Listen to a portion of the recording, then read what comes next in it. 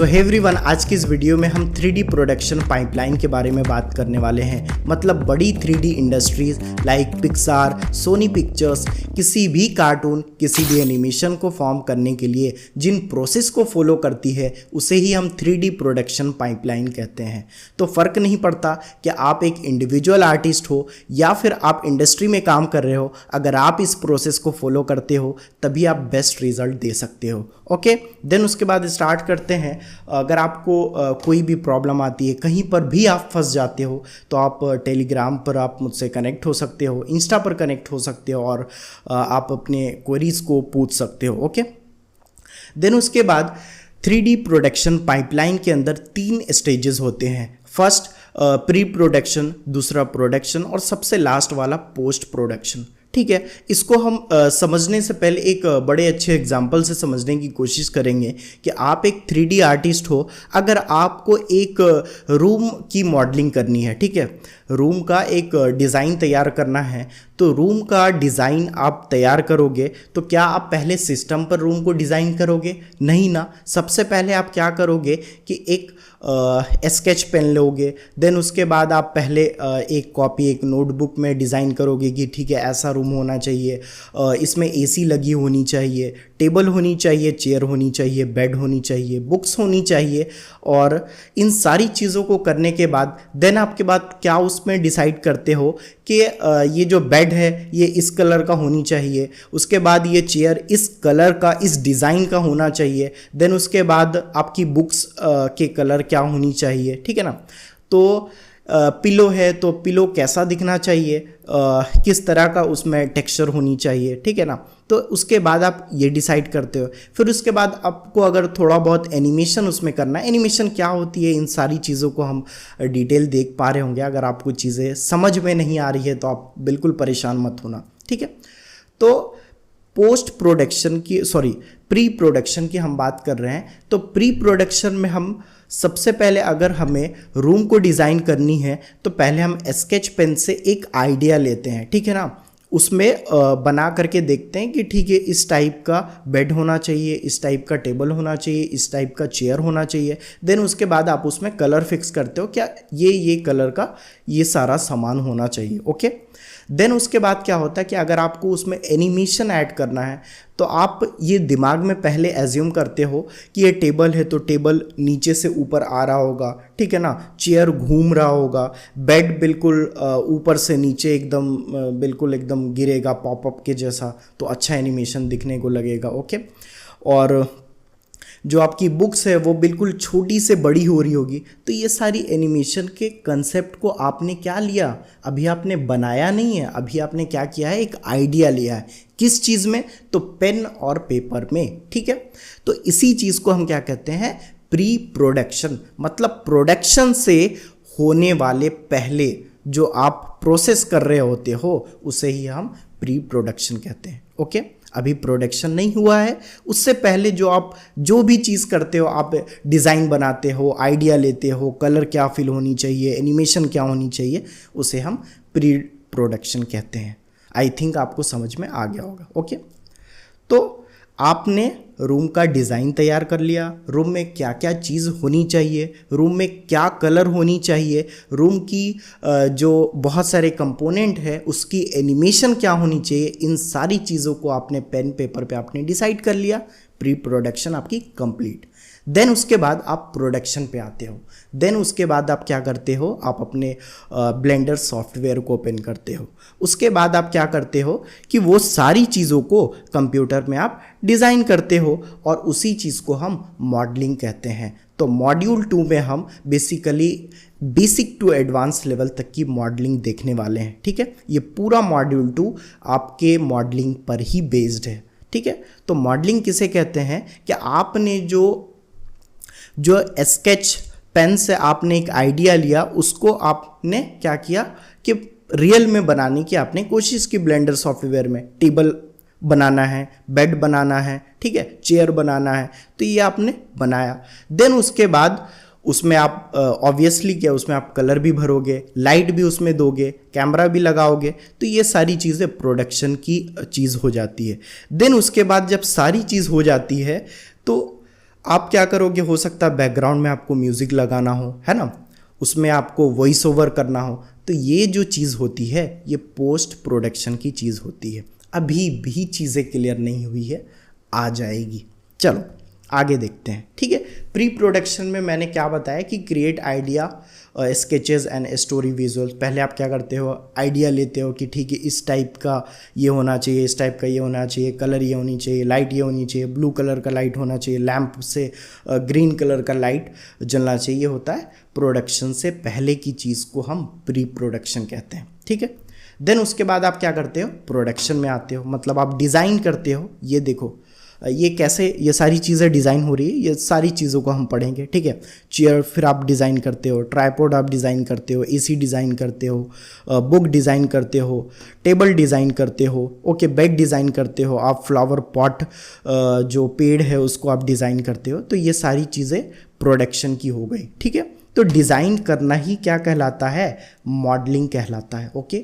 तो हम क्या करते हैं कि किसी भी ऑब्जेक्ट को हम डिज़ाइन जब करते हैं, ठीक है, अलग अलग शेप बनाते हैं, जैसे टेबल आपने बना दिया, आपने चेयर बना दिया, उसे ही हम मॉडलिंग कहते हैं। देन उसके बाद आपने ऐसा तो बना दिया, देन उसके बाद आप उसमें कलर भी तो फिल करोगे कि कलर कैसा होना चाहिए। तो चलो ये जो मैं ये बोल देता हूँ कि ये जो चेयर है ये ब्लू कलर का होना चाहिए, ये डेस्क है ये येलो कलर का होना चाहिए। ये सारी आइडिया आपको स्केच में मिली थी, प्री प्रोडक्शन में मिली थी, ओके। देन उसके बाद ये इसका जो लीफ है तो ये ग्रीन होनी चाहिए, बेड ब्राउन कलर का होना चाहिए, एसी वाइट होनी चाहिए, ये आपने डिसाइड कर लिया। तो ये प्रोडक्शन के अंदर दूसरी चीज़ जो आती है उसको टेक्सचरिंग कहते हैं। टेक्सचरिंग मतलब किसी भी ऑब्जेक्ट पर लाइट पड़ने के बाद वो किस तरह का कलर दिखेगा उसे ही हम टेक्सचरिंग कहते हैं। अगर सिंपल लैंग्वेज में समझने की कोशिश करें तो किसी भी ऑब्जेक्ट को आप कौन सा कलर दोगे, क्या डिज़ाइन दोगे, क्या टेक्सचर दोगे, उसे ही हम टेक्सचरिंग कहते हैं। इन सारी चीज़ों को हम पढ़ेंगे, ओके।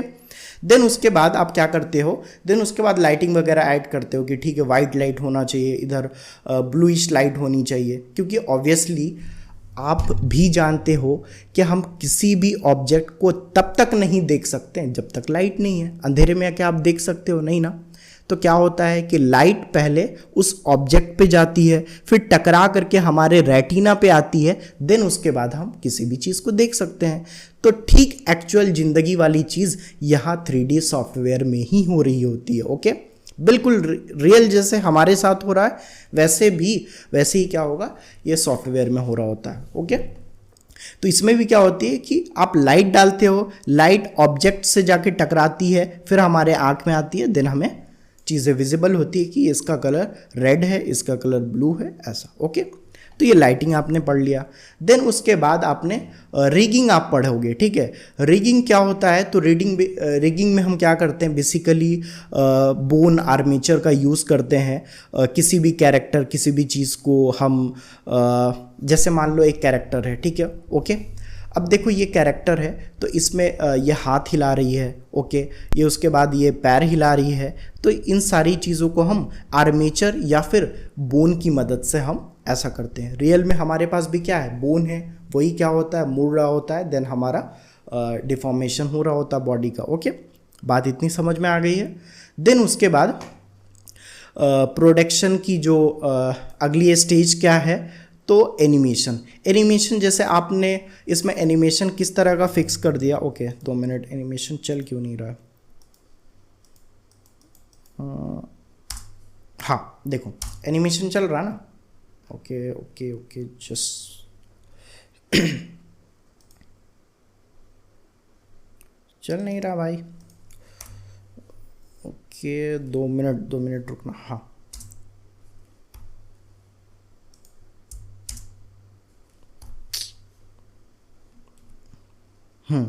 देखो ये चल रहा है एनिमेशन।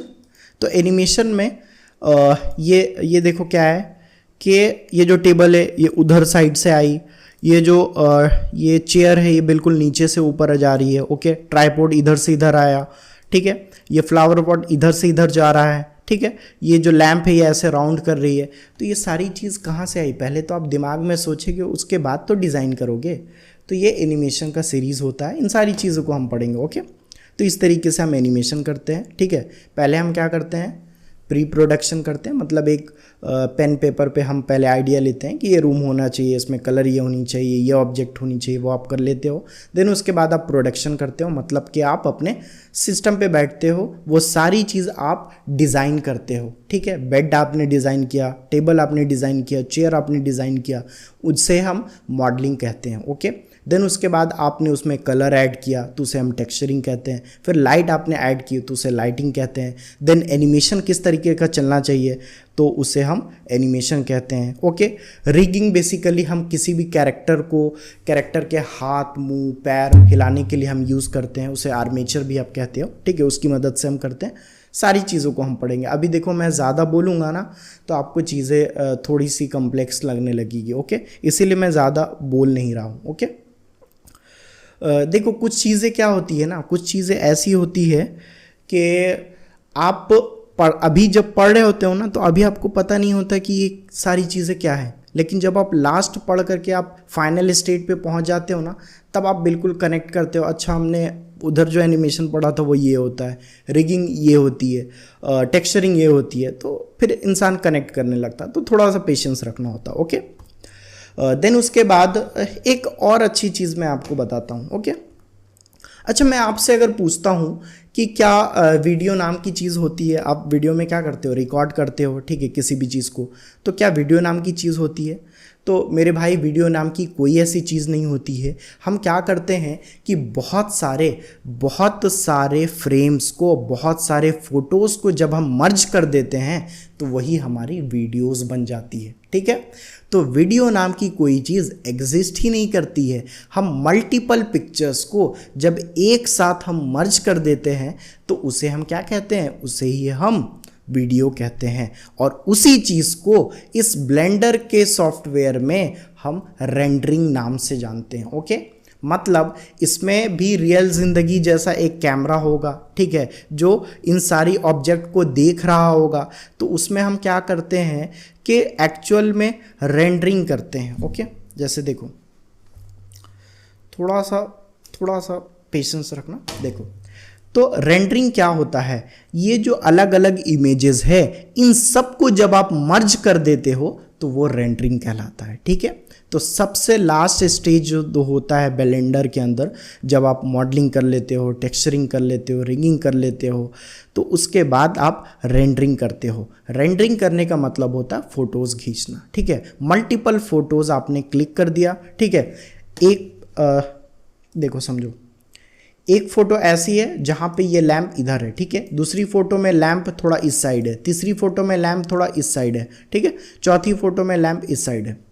और एग्जाम्पल से समझते हैं, पहली फ़ोटो में मान लो ये जो ट्राइपॉड इस साइड है, दूसरी फ़ोटो में इस साइड है, तीसरी फ़ोटो में इस साइड है और चौथी फ़ोटो में इस साइड है।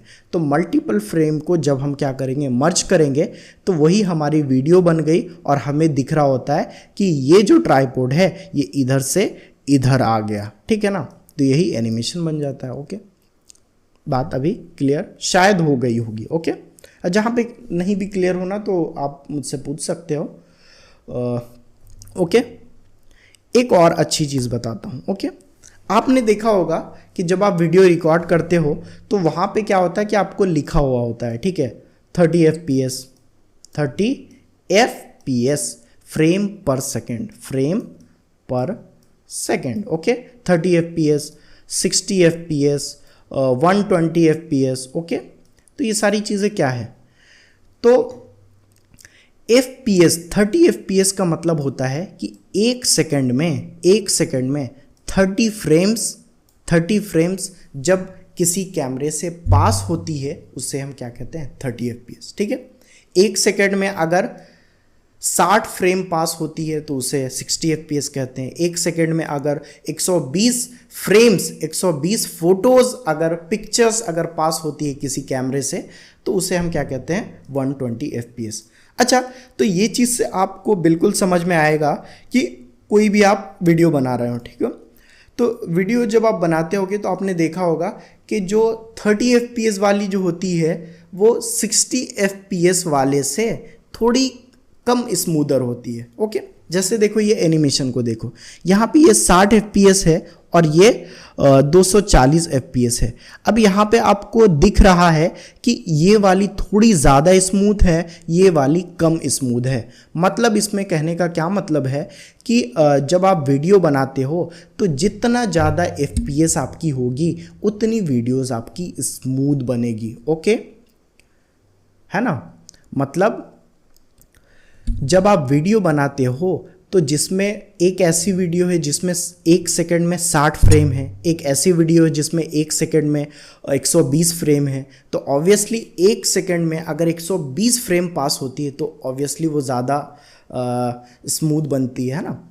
तो ये आपको दिख रहा होगा एनिमेशन में कि 60 FPS और 240 FPS में कहीं ना कहीं स्मूथनेस का फ़र्क होता है। ठीक है, तो एक्चुअल में ब्लेंडर में भी हम क्या करते हैं कि लाइट देते हैं, फिर उसके बाद कैमरा से उसे रिकॉर्ड करते हैं। तो कैमरा में क्या हो रहा होता है कि मल्टीपल फ़ोटोज़ क्लिक हो रही होती है। ओके, उसमें आप फ्रेम डिसाइड कर सकते हो 60 FPS का, 50 FPS का, 30 FPS का। ठीक है, लेकिन हाँ, इससे आपकी कंप्यूटर की कम्प्लेक्सिटी भी बढ़ जाती है, वो ज़्यादा थोड़ा भारी हो जाता है। ठीक है, इसीलिए 60 FPS ठीक ठाक होता है।